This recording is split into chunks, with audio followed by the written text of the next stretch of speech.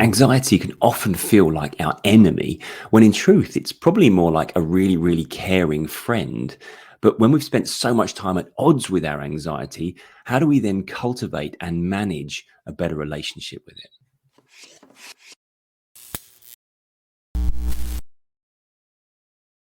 I'm Tim Box. I'm a mind coach and a remedial hypnotist and hypnotherapist. And I specialize in working one to one with people to help them get control of their anxiety. So, as you can imagine, I get asked a lot of questions about anxiety.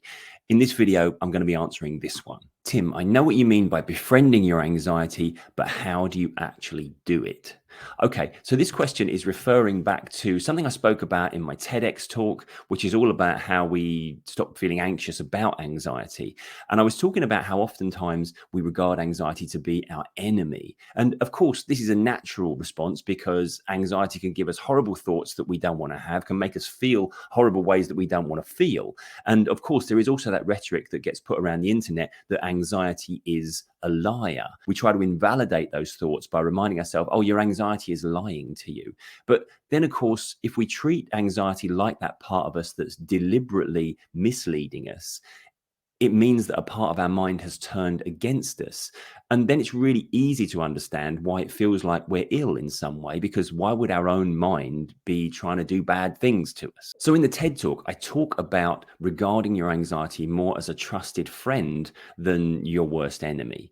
Your mind's not trying to deceive you, it just has fears. So this question is all about, yeah, get the concept, sounds great, but how do we actually do it? Well, okay, let's break this down. So currently, we regard our anxious thoughts as either malevolent in some way or being some sort of absolute truth that is coming from some strange oracle part of our mind that is all knowing. So as a result, we fear those thoughts. And it's probably the thing we fear the most is having those thoughts and having those feelings. Now, what if we look at this slightly differently?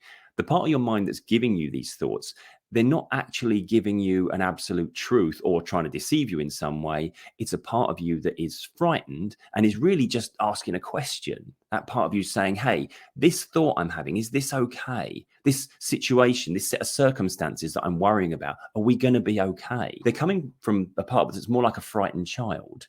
But of course, we treat them like they're coming from some evil, wicked, bad guy villain part of us. Now, when you think about it, yeah, children are going to get frightened and that's okay. But what does the parent do in that situation? They probably don't have a go at the child for saying something or expressing its fears. They probably do something to comfort and calm that child. And that's kind of what we've got to do with our anxiety. When we have these negative thoughts or these negative feelings, we don't have to freak out about them. When the child says, Mum, there's a monster under the bed, we don't suddenly become terrified and flee the house in case there's a monster in the house, because we know there probably isn't. And it's that same way that we listen to those anxious thoughts. And in our heart of hearts, we realize we know they're not true, but they scare us so much that we're having them that we start to react as if they are. So let's look at this slightly differently then. Treat those thoughts like they are questions. And the first thing to do when a part of you is saying, I'm frightened, help me out here, is to listen to it.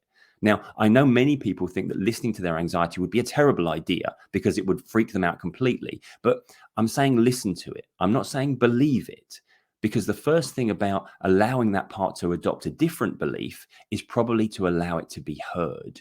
If all we're doing when that child says there's a monster under the bed is saying, no, no, no, go away. I don't want to hear you. I don't want to hear you, because we're scared of what it's saying, then that child might feel the need to shout louder and louder, because as far as that part of you is concerned, there's something to be concerned about. If we allow that part to feel heard, then when we come back with, hey, everything is okay, maybe that part is more inclined to listen because its own concerns have been entertained. It's often said in any sort of therapy that the first thing to do is allow the part of you that is distressed to feel heard.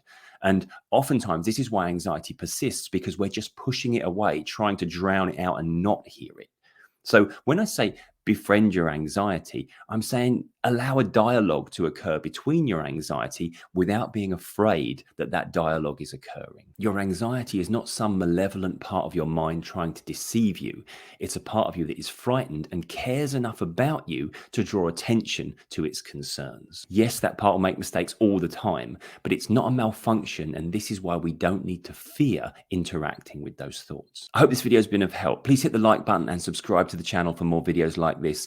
And if you got something from this one, here's another video that I think you might want to take a look at.